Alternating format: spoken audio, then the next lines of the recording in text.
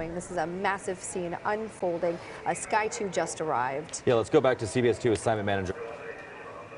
What do we know right now? Yeah, Chris and Marcy. So Sky 2 was just arriving overhead in Whittier right now. This is the 10,000 block of Mills Avenue.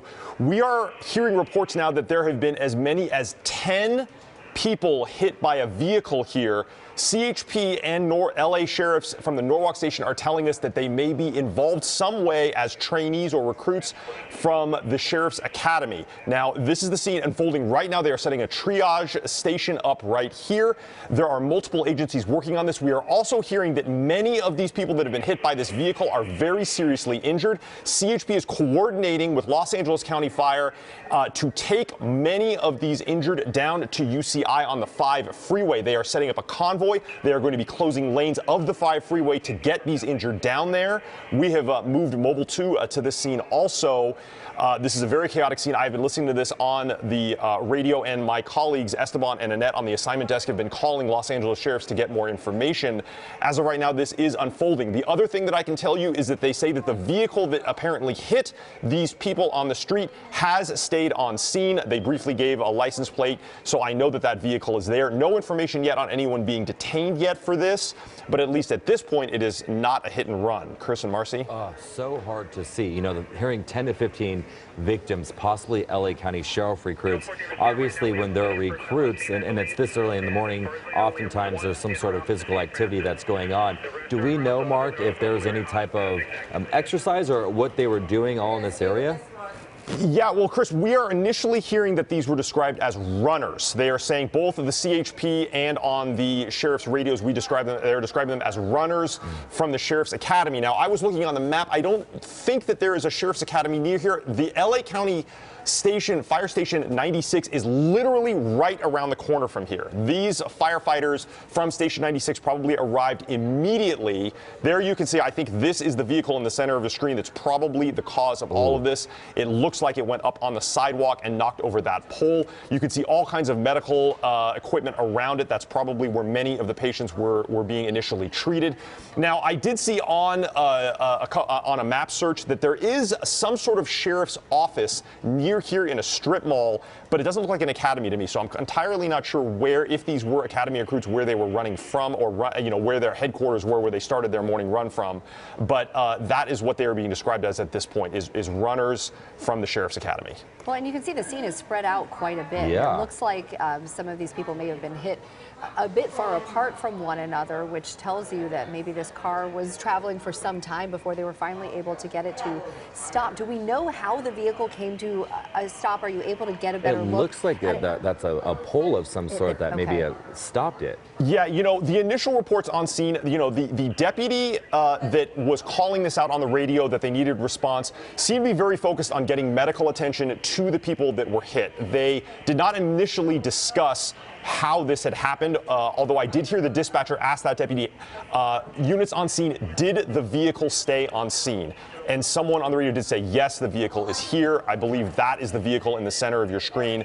That is the vehicle that they are talking about. I don't have any information about that driver, whether or not they were detained or what the situation was with that.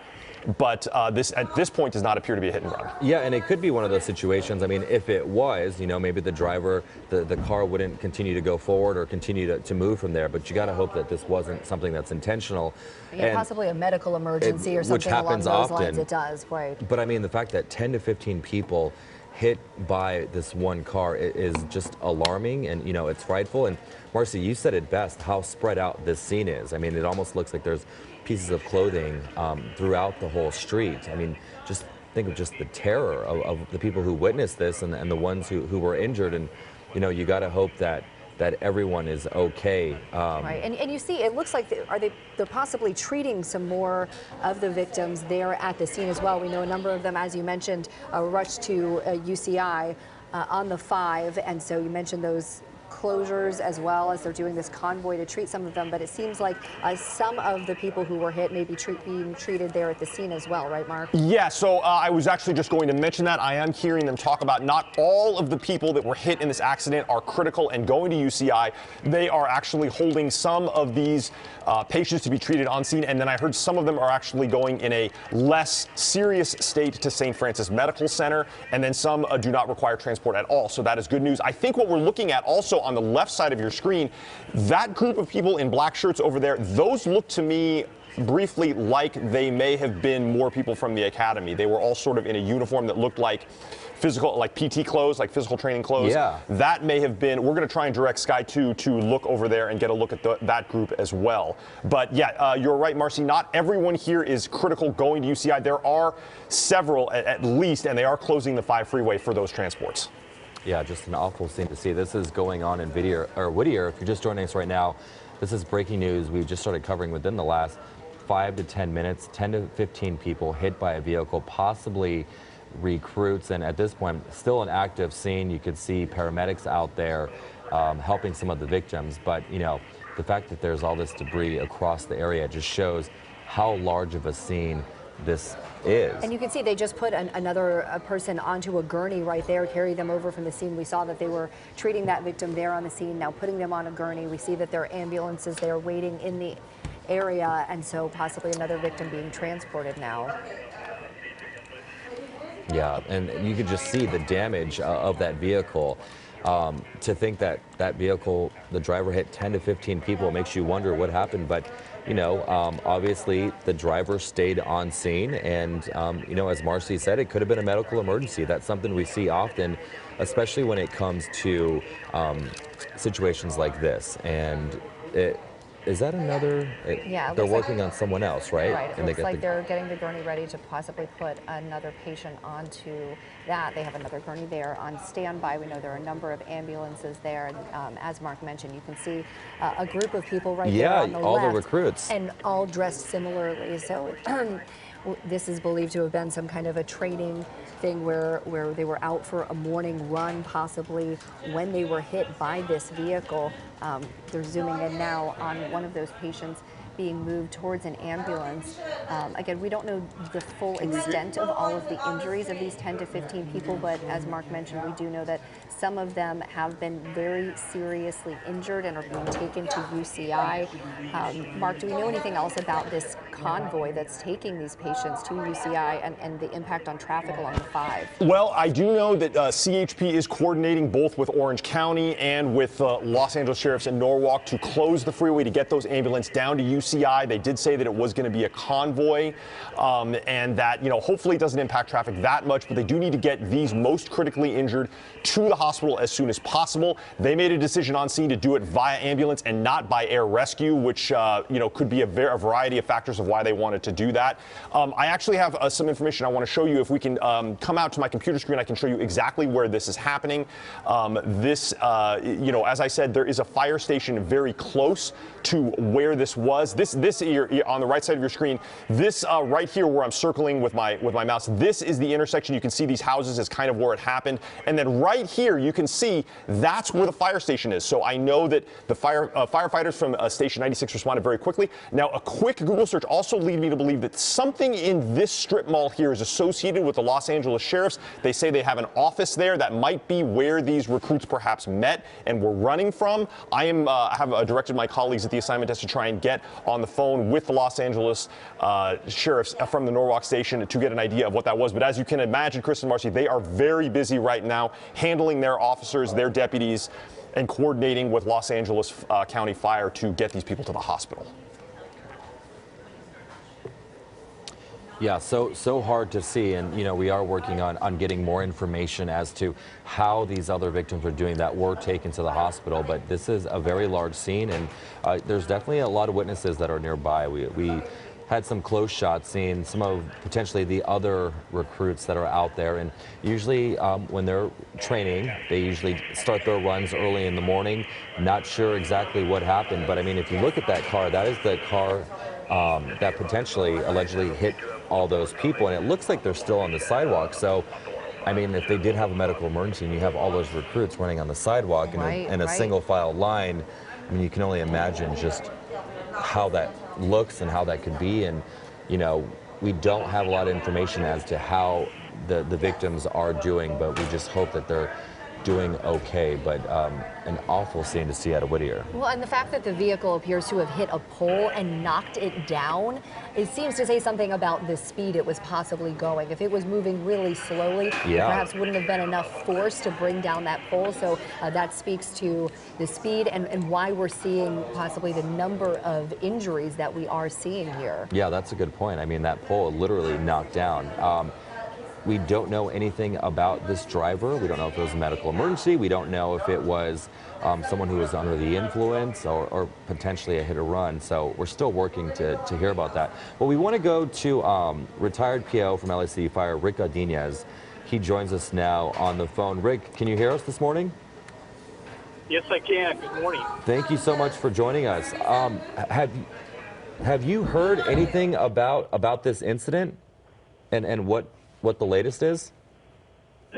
Well, yeah, I've been watching for the last couple of minutes, and it looks like obviously the folks on the ground, the firefighters and first responders, are going into their multi-casualty incident command system where they're quickly triaging all the victims, and that becomes part of the hardest task is obviously finding every victim on the ground, whether they're in the vehicles, whether they were ejected, whether they were thrown, and then categorizing them, triaging them into the minor, immediate, delayed categories. And what helps them are those tarps that you see and there. Rick, I'm so sorry to interrupt, but I just want to tell you we're going to end our coverage here on CBS 2, but you can watch us on KCAL 9. We're also streaming on CBS News Los Angeles. Our coverage will continue there. I'm sorry, Rick, so continue, please.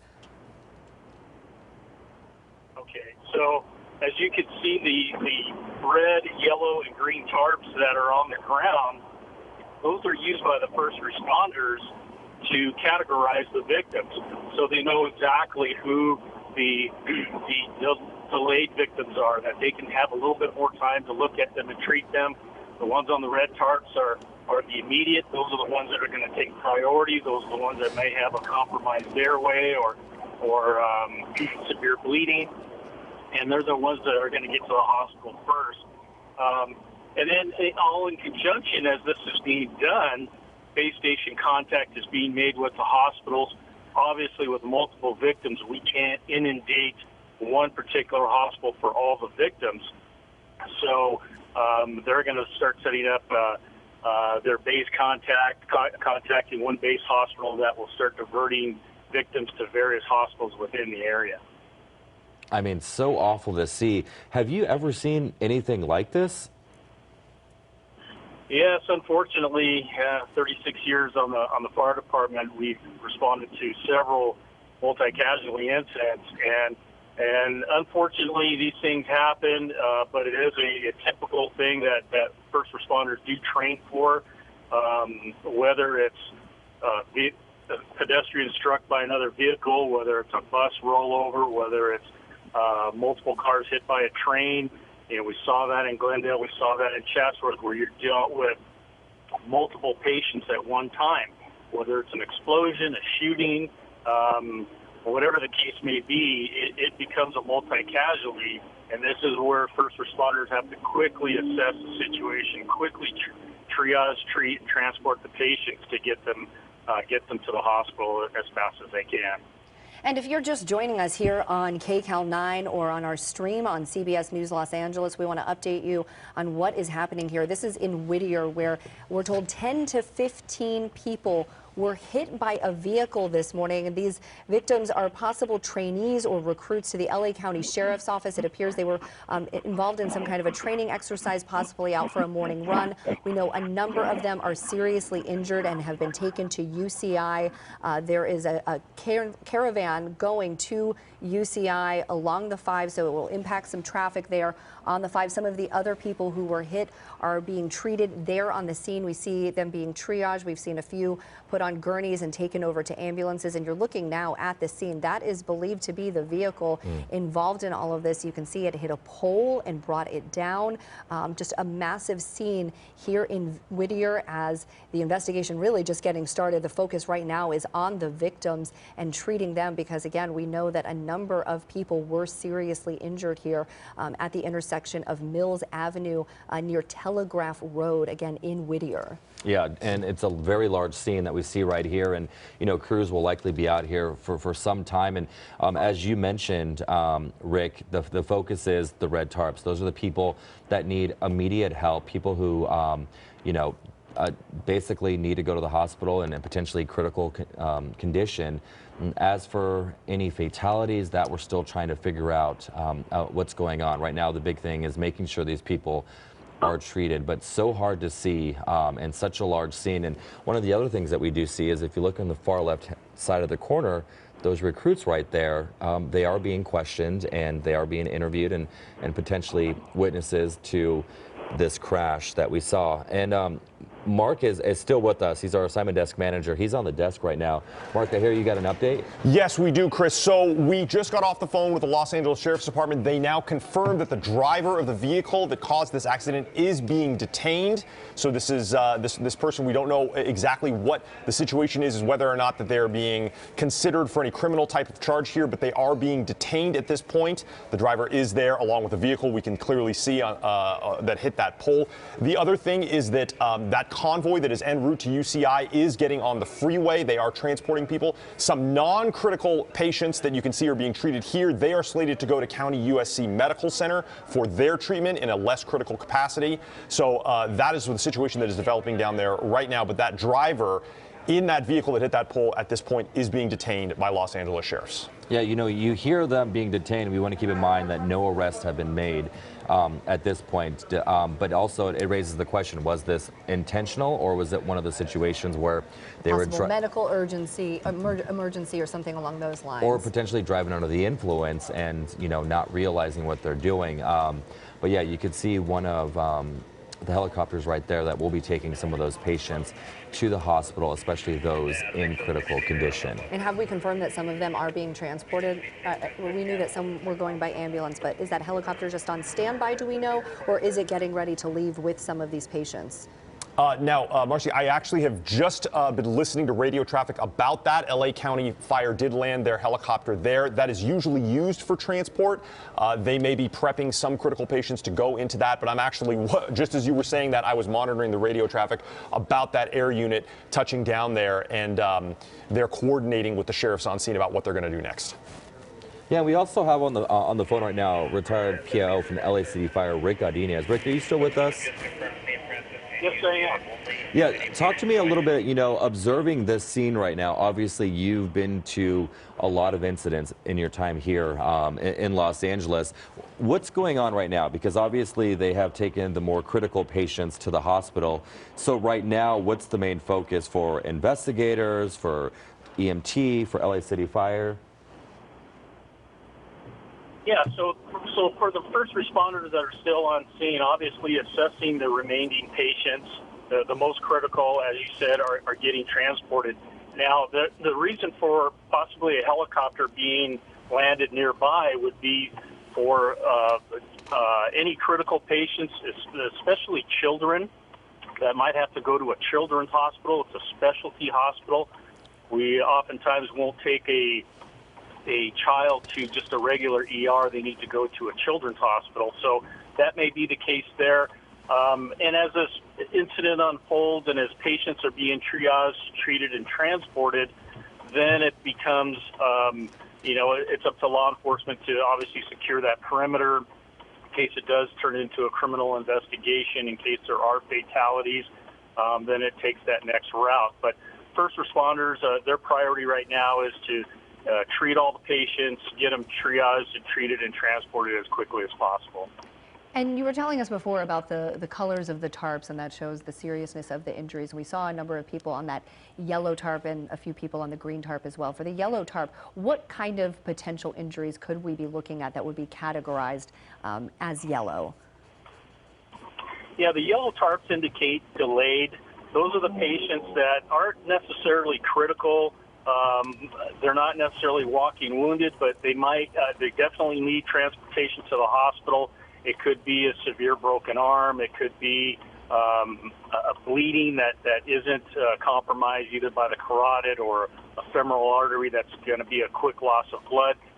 Those are going to be, of concern type of injuries, but there is some kind of delay there that we can go ahead and just treat those patients, get them packaged up and get them to the hospital. As you mentioned, the red ones definitely are the critical. Those are the ones that are going to take priority to get transport to the hospital. And there's no one on the red tarp right now, but that doesn't mean that there weren't those level of injuries. It could be that they have just already been transported at this point. Right, and again, those are the initial assessments.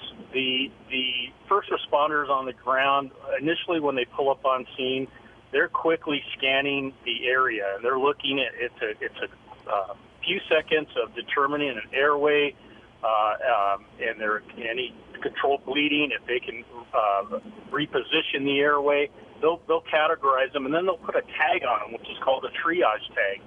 And that will have additional information. So as other first responders come in, they can look at the initial assessment. There might even be some vital signs that were taken if they had time to do that quickly. But a lot of that information is put on that card. So when these patients are taken to the hospital, the doctors and nurses at the hospital can quickly look and see what their base vital signs were and what they are now once they enter the ER. So a lot goes into categorizing these folks, these patients, and then getting them to the proper facility for treatment. Yeah, so heartbreaking to see. I mean, these are recruits, generally younger people, and you can imagine just how terrifying this is for them. And, they become comrades and friends throughout, training facilities. And there's just probably a lot of questions, a lot of emotions going on out there. And Rick, I understand that there's some sort of training center nearby. Are you familiar with that one? I know this is in the city of Whittier, so I'm not familiar with their training center. I know that they have, their own department. Many departments have their own training facility, but I'm not aware of one close by now. Yeah, because I was looking at the map and just looking at different things that are nearby, and there's a STAR Center, which is a training facility out there. There's also it looks like an elementary school in that area as well. So obviously that's going to affect a lot of people living in that neighborhood. Questions on whether or not, kids will be going to school. But it's fascinating when you're talking about the tarps, the red, the yellow, the green. The red is clear, which those people probably taken to the hospital. The yellow they're working on right now. And I saw a few young guys sitting on the green, probably just waiting to be evaluated is probably what's going on there.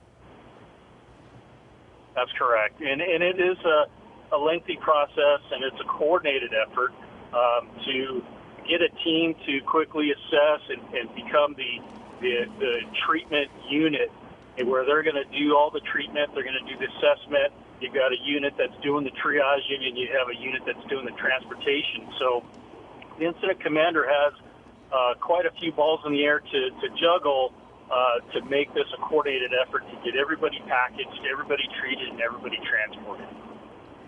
Well, we were mentioning how these are recruits or trainees for the LA County Sheriff's Office, and of course we don't know what point in their training they are at this point, but could you talk to us just about the kind of medical training one would get as they begin the process, and is there a possibility that these are people who knew how to respond right away to an emergency and to be able to help one another when this first happened and before firefighters and paramedics were able to get to the scene?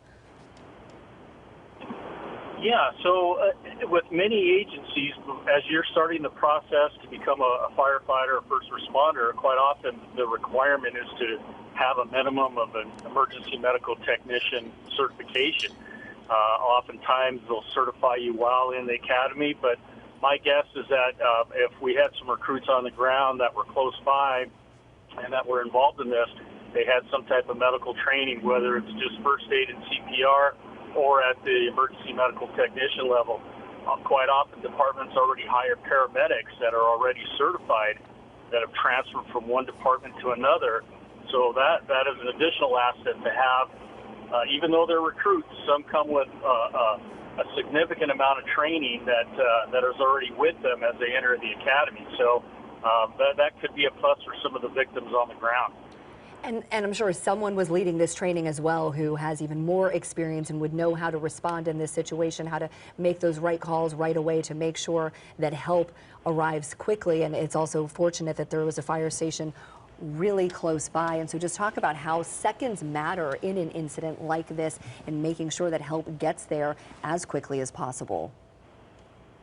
Oh, that's so true. Seconds do count, and especially in a situation like this when somebody's not breathing, when somebody is bleeding profusely, to get on scene, to make those split-second decisions to control an airway, to stop that bleeding, possibly put a tourniquet on,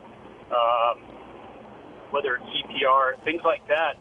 And keep in mind, the initial first responders, when they arrive on scene, they're overwhelmed. Quite often there's just an engine company, maybe a couple of paramedics, and they're dealing with multiple patients right away. So there's some decisions that have to be made very quickly. The incident command system has to be set up in an organized fashion, and that has to be done, and that dictates the flow of the rest of the incident. So it looks like the first responders did a really good job getting on scene, setting up the incident command system for a multi-casualty incident, and then getting the additional resources necessary to transport the patients. Yeah, you know, and this is obviously affecting a lot of people in that area. Saros Elementary School is nearby. There's also the Candlewood Country Club, but a lot of people getting ready to go to work, and traffic is blocked off on this area. So if you have anyone that lives in this area, let them know that traffic will likely be blocked off for some time as authorities continue to investigate. And Rick, you know, one of the things that we learned is that the driver is being detained. We know 10 to 15 people were hurt. Apparently they were sheriff's recruits that were hit. The patients, they are being triaged. They're being taken care of right now, taken to the hospital. The driver, we don't know what happened, but we hear that they're being detained. Describe a little bit when, you know, someone is being detained for something, what that could possibly mean. Is that just, you know, police need to figure out what exactly happened there, if it was intentional or not intentional? Yeah, law enforcement officers they want to get a detailed description of exactly what happened, and there's nobody better than possibly the driver to say, hey, I lost control, my brakes went out, something hit my car, gear ran out, you know, whatever the case may be, they have to get that statement. And I do believe on the other component would be if there are some fatalities that result from this, some serious injuries and or fatalities, you know, the investigation turns to a different area. It could be manslaughter or homicide. So they have to get as much information, detailed information, to possibly build a case if necessary, or rule out that it was accidental and there was no fault. So and that would be diligent on their part to get as much information, to interview witnesses, to pull footage from nearby cameras in the area, to get all the information they can to see exactly what happened. Okay, and we want to go now to Assignment Manager Mark Liu. Mark, we hear you have an update. Yes, we do. So, Chris and Marcy, I just got off the phone with Los Angeles Sheriff's headquarters, and I asked them, can you yet confirm for me exactly where these runners were coming from? And they said, no, we're still working on that. But they did tell me that in this area, there is only one sheriff's training center in the area. So we can kind of put two and two together here. That sheriff's academy is called the Stars Explorer Training Academy on Colima Road. It's about 1 mile away from this location. So it's very likely that these recruits came from there. I also went to their publicly accessible webpage. The Stars Academy says that its recruits are currently training for a run. It's called the Color Run, and it is scheduled to take place in the month of November. It is honoring a fallen police officer, but it's very likely that these cadets may have been, or these trainees may have been training for this Color Run that this academy is prepping for in November. Oh. Mark, thank you for that update. Yeah, that really gives a little bit of insight into what may have been happening here. And I want to go back to Rick. Rick, I noticed that a second helicopter has landed in the area. We still haven't seen that first one take off, though, and it's been there for quite a few minutes. Does that tell us anything, that there is potentially no one there at the scene at this point who has the level of injuries that would require air transport? Well, again, that's going to depend on what they're seeing and what they're talking about on the ground. It could just be that the incident commander called for a secondary helicopter for air transport. They may, because of the base contact that they make with the hospitals, they may be determining that they may have to go a little further out of the area for an air ambulance. And when that occurs, that's going to save time for patients that are being transported via ambulance going through traffic. It is that time of day where it is rush hour. People are trying to get to work and school. And again, as I mentioned earlier, if they have to transport to a children's hospital for whatever reason, they may have called for that secondary helicopter to provide that. And we mentioned there's a fire station right around the corner there, and we know that mass casualty incidents like this, that's something that first responders do train for. How often is their training updated? How well versed are they in how to handle a situation just like this one? Well, I have to tell you that each department is different, but on a large scale, that's one of our priorities. We go and squirt water and hose lines and practice our fire ground operations all the time, but 90% of our calls are medical related. So we train a lot on dealing with medical emergencies, whether it's auto extrication and how we're going to get somebody out of a car with the jaws of life, to a multi-casualty incident. And a lot of times it's a large scale where we get multiple fire stations involved, multiple agencies involved, possibly the entire battalion, where you're getting multiple first responders that would respond to something like this. So obviously the more practice, the better we're going to get. And it's in our standard operating guidelines, our SOGs, that we follow each and every time. And from an incident command standpoint, that incident commander has to dictate exactly how it's going to lay out from the very get-go. That's going to determine the success of this incident. And there is a playbook for this type of incident for first responders to follow, and that's setting up the triage, treatment, and transportation units. It's getting base contact set up with the hospitals, setting up a perimeter to have the ambulance come in and exit out properly without getting bottlenecked. I mean, it's a coordinated effort, and we practice this all the time, so when it does happen, it runs very smoothly. Okay, Rick, we want to thank you so much for all of your insight as we cover this major breaking news out of Whittier. To recap for all of you at home, 10 to 15 people were hit by a vehicle there. They are possible trainees or recruits from the LA County Sheriff's Office. It's believed that they were possibly out for a run when this happened. Patients have been triaged there at the scene. We also know there are some who were very seriously injured who were taken to UCI. Part of the 5 freeway southbound was closed for this convoy of ambulances. Some who were less critically injured were taken to County USC Medical Center, and we know the driver of the vehicle involved has been detained. Yeah, we also learned that there is a training center nearby, and apparently the recruits there were training for a run called the Color Run. Apparently it's to honor a West Covina police officer who was killed in the line of duty back in 1983. Of course, still a lot of information had come from this for the driver. The driver was detained, which means that driver is being questioned. As for whether or not that driver has actually been arrested, that is still unknown. But of course, this is a developing breaking news story that we'll continue to follow here on KCAL 9 News, on CBSLA.com, and also CBS 2 News at 11. For now, we return you back to regular programming. This has been a KCAL 9 News special report.